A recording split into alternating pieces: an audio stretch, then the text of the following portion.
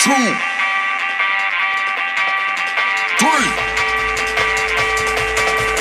1, 2, 3. Let's go.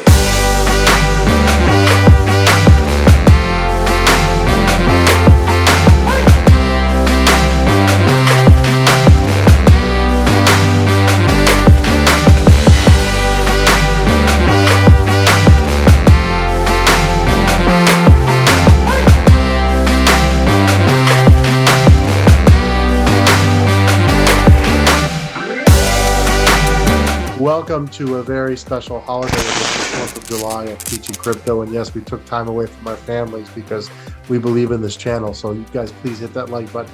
Please share. Please subscribe. Let's get our viewership up here. We're going to talk about Voyager because a lot of people watching the show have funds on there or are interested in the outcome. So, MrFOMO, I'm going to read you the 3 tweets and you give me your perspective, and then I'll talk about mine. Voyagers, this is yesterday. There's nothing more critical to us than our customers. People know that we are focused on protecting assets and maximizing value for all customers as quickly as possible. We currently have approximately 1.3 billion of crypto assets on our platform, plus claims against 3 arrows of more than 650 million. We also have 350 million of cash at Metropolitan Bank, commercial bank, excuse me. We're doing everything in our power to best serve our customers for the long term. We are actively pursuing a series of strategic alternatives to do just that. We will share more updates as we have them. What was your reaction to those 3 tweets yesterday? Well, I think my first reaction was sort of an eye roll. I mean, we're to a point where we need to get updates rather than, these sort of like pacifying tweets. But the idea that they're working towards something is good, but I think my reaction was the same as yours when they keep talking about their claims against 3 Arrows Capital. I think that's a little bit, I think it's just bad PR at this point. That's not going to be part of the resolution. So why even bring? I agree. I like some of the other stuff, the searching for answers that they talked about, but why bring up 3 Arrows? That's right. We're not going to see that money. That's you had a better chance of Santa Claus showing up in July at your house than 3 Arrows giving you that money back. So I don't understand that. With the fact that they required no collateral or low collateral in the beginning, I think that leaves them without a leg to stand on. But then on top of that, I'd like to see more specifics about these strategies that they're working on moving forward, because that's what I want to know. I want to know, what are you doing moving forward to make the company solvent, even with that gigantic hole in your balance sheet? Well, remember, the loan is only 75 million a month. There were stipulations on that loan, so I think that's why they took action on Friday.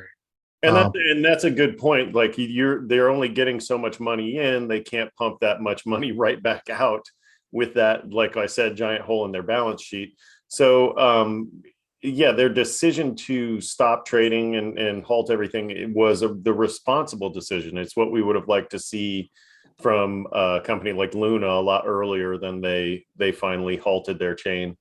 Was it too little, too late? We don't know yet. We'll have to wait and see. I'm of the personal opinion that they're going to find a way to move forward, and that this will get resolved. We will just not get as many rewards on the back end. I think everyone would welcome them. I mean, I think at this point, I think it's an interesting idea. You discussed an interesting idea that you kind of tweeted out, but to me, asking your customers, your current customers, who would be interested in lockup periods, and say, like, 6 months gets you, or 3 months gets you a low APR, 6 months gets you another one, 9, 12, and then you get into the years 1, 3, 5, locking up your crypto for that long. I think that makes sense, because then you get a gauge of who your customers are that might stick around a little bit. My idea too, and I didn't float this. What about for the debit cards? You only get it if you lock up your VGX for a year or 2. Yeah, I mean, some sort of utility, something like that. But just to keep money from going away from the platform, or you lock up your BTC for 12 months. You're getting this debit card first, because I think for them, even if they get another loan, that you just can't have a mass exodus. And when you open your doors, the first instinct for a lot of people are going to leave. So yes, some people are going to leave, but you can't have 90% leave. You can have 50% leave, To me, but not 90%.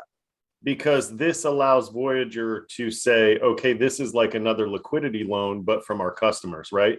So we have a 3-month liquidity loan of this much. We have a 6-month, a 9-month, depending on who is willing to lock up what and for how much and for how long.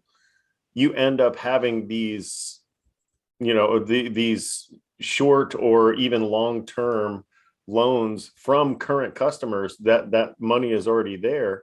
And then if you can guarantee them certain levels of returns on the way back, and there's no way around it, they're going to have to continue loaning money out. That's how DeFi companies work. They're going to have to loan money, but they just have to loan money. I mean, I'm sure it'll be a lot more conservative. Like you said, I mean, the rewards already were going down because of the market anyways. Mm-hmm. So I think this point, it's about survival. You got to survive first, then you got to worry about fraud.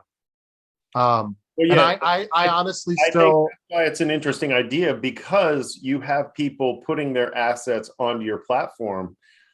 Why not use that liquidity? Why not ask those people to lock it up? Because once you've locked it up, now you can say, okay, I can loan this money out for X amount of time. I've got this amount of time to earn this much plus whatever I can earn on top of that. Well, you have money, but the big thing is when people lock stuff up, you have money for the people that are leaving, because there are people that now we're just talking again about the scenario where they come back as Voyager. I still think that the next one I'll talk about in a little bit is more realistic, but you're going to have the funds to pay for the people that are leaving, because some people are leaving. Some people had a lot of USD on there, and it's scary right now, and they're going to lose that. That they want to work with. They're not necessarily talking about customer assets. They're talking about what's on their balance sheet that isn't something that they necessarily have to hold on to or be liquid with, right? And so what's on there now is 1.3 billion in assets that are customer funds, but you can't really mess with that because you don't know when somebody is going to take that money out, right? Well, right now, no one. Yeah. Nobody can, right? But nobody can. So right now, to be quite honest with you, if they're not allowing anything to happen, what's happening is just in that cash that's in the bank, they're earning interest. So they're positive. They're in a positive flow just in that sense. Oh, it's only been 3 days though. That's what you're talking about. I mean, how many hundreds of millions in cash was there in the bank when you talk about 3 days and you talk about hundreds of millions, even at a fraction of a percent, that's still a positive cash flow. Yeah, but I mean, I don't think it's sustainable to keep things closed and then come back. No, unless you give that is the right direction. Yeah. So we talked about in the last episode FTX buying them out. I still think that that's a very distinct possibility. And then we don't know what the platform looks like. But again, it's about the customers getting their money back. That's what's important. Forget about, and I don't want to meet Steve's a nice guy. He'll be fine. Pam will be fine. All those guys in the executive board will be fine. It's the people that really need the money that trusted them, including ourselves. I'm happy that they're saying the word customer. I hope they're being truthful. They've got to find a way to make sure. And if it's not Voyager anymore, it's not Voyager anymore. It is what it is. It's sad because I do think they had the best technology in terms of the apps. If you try some of the other apps, they're not as good. I mean, there's some things that they could definitely fix, but it's and the one thing that gives me hope is I think someone will want the technology. They already have the path to the debit cards, right? They've got the path to the cash back using BGX. Someone could take that and say, okay, you've got over 100 coins, and you've got some coins, by the way, that are not on Coinbase. Like some people at the very end were trying to rush to see if they could transfer their stuff. And yes, you could sell and transfer USD, but there was like some stuff you just couldn't transfer at all. Either you couldn't transfer out of Voyager, or it wasn't. or it wasn't even held on, you know, there's some stuff that's not on Coinbase surprising to me. But my point is, it's a good place to buy and sell crypto. Unfortunately, this loan has destroyed that. So For now. we're gonna give you guys updates all the time. So we wanted to come on today because of those tweets. And I'm gonna make a prediction that there will be more tweeting this week. And I hope they're gonna go in your direction. I think it's gonna be a little more specific. I think they're gonna give us something maybe Tuesday, maybe Wednesday, maybe Thursday. There'll be at least a set of tweets this week that'll maybe give more clarity. Doomsday scenario, if it gets to that, just be honest if you're customers, because then people can, as devastating as it would be, they can plan ahead. We're not there yet. That's why communication is so important. People start the grief process now. Well, let's hope it doesn't get to that point for us and a lot of our viewers. I don't think it's headed that way. I mean, with all the talk you heard about these other companies that were defaulting and being bought out, the talk around Voyager still is pretty mixed. You know what I mean? There's still nobody. Well, again, this just happened on Friday. It's a holiday weekend. You can't fill. I think my prediction is we're going to know a little bit more this week. And then I would think in the next 2 to 3 weeks, we're going to have a good idea where this thing is headed. But if it is FTX, you're talking about a public company now going private, and shareholders need to be reimbursed. It's going to take a while. So our crypto and everyone else's crypto that's watching this is going to be locked for a while, unfortunately. If it ends up being that. Now, if they find a way to come back, that's the honorable thing to do, honestly, if they can feasibly do it. And that lets people that just can't afford to lose that USDC or that Bitcoin get out. I think the big thing is the USDC. A lot of people had a lot of USDC on there. And that, if you didn't have the debit card, even if you just had the USDC, that to you was like cash. that you felt safe, that you could just return to your bank anytime you wanted. I think that is the honorable thing, to let those people get that out.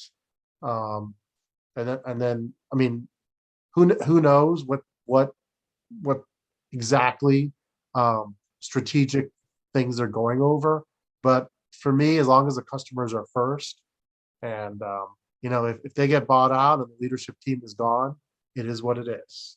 Because those guys are going to be okay much faster than the average person like me, you, or a lot of people watching the show. Most people watching the show are probably not millionaires, or making $200,000-$300,000 a year. Are you sure? I'm pretty sure we have like 68 or 69 millionaires watching the show. Maybe the 70th subscriber will be our first or second millionaire. So we'll have to wait and see. I did want to talk about Bitcoin because it's interesting. A little bit of a pump today, although the volume was only 4 billion. And I've seen it much higher, 9, 10. There are some people that think we're going to get a little bit of a fake rally. I've seen some tweets about that. I don't think we bottomed out. There is an ETH event happening in a couple months, and there's a theory starting to build on Twitter that we're going to see Bitcoin rally back above 30 and the alts rally. Again, if your crypto is locked, it doesn't give you a lot of options. But for those people that still have access to their crypto, it might give people an interesting opportunity. Now, a lot of people are at a severe loss. So even if we got back to the mid 30s, a lot of people would not be even. You'd be selling for a loss. But some people might double their net value. And so it's just an interesting situation here where it's kind of impossible to time the bottom. It doesn't seem like we're at the bottom. So if we did get a rally here back to 30, and I say it sounds crazy, but it's really not. There was a time where 30K BTC seemed so small, and now it's like, oh, can we possibly get back to 30? It I could think happen. if you can find a way to get your money in the market in a safe way, like in Coinbase or something like that, then maybe you can stand to make a little bit of money in the short term. But I would be hesitant to believe that a rally of that magnitude would happen anytime soon. It's not impossible, but I would be shocked to see Bitcoin do a 2x. So you're not you're the ETH big event here that's happening in a couple months. You're just not seeing it. Hasn't been delayed yet. Still on. I don't think it'll be delayed. What I think is you'll see a bit of a run up to it, and then you'll see a huge sell off the day of and afterwards. Okay, so I mean, if you have an opportunity and you're one of the lucky ones that still has funds to play with right now, and you not financial advice, but I'd be looking at ETH and I'd be saying, okay, it's probably going to be worth more in the lead up to this event than it is today. It's I mean, it's not going back to 4,000, but would it shock me if ETH got to 15 or 16 or 1700 on this run up? No, it wouldn't. So we talked about that. I did want to give our listeners, before we go, one last, option here to look at, because I know some of you are still trying to make money, even though you may not be into Voyager, you may have left Voyager, so you're in play. Going over to Binance, the BNB token, and I would be very careful here, because if you buy it on Binance US, they're technically paying to use that name. It's not the exact same as Binance, but BNB has actually done pretty well in the bear, considering all-time high was 600. We're floating around 200 right now. It hasn't gotten destroyed as much as some of the other tokens. That's one that we haven't talked about a lot, because the Binance chain does have a lot of crappy stuff on it that I would tell people to stay away from. Like, example, safe. There's a lot of just fake stuff, but the Binance chain itself is valuable because it runs that ecosystem. And if anyone's on Binance all over the world, they have to have that token to do business. And right now it's at 200. It's one of those we haven't discussed a lot on the show that could really, really bounce back well. But Binance has been known for being shady themselves. So it's buy at your own risk. You've got to be careful in crypto. That's just the bottom line. We've seen it with good companies. We've seen it with bad companies. We've seen it with all these companies. It comes down to get in, get out, keep your money as safe as possible. When somebody starts throwing up red flags, take your money out. I just got a notification that Three Arrows owns some Bored Apes worth 7.3 million. So maybe that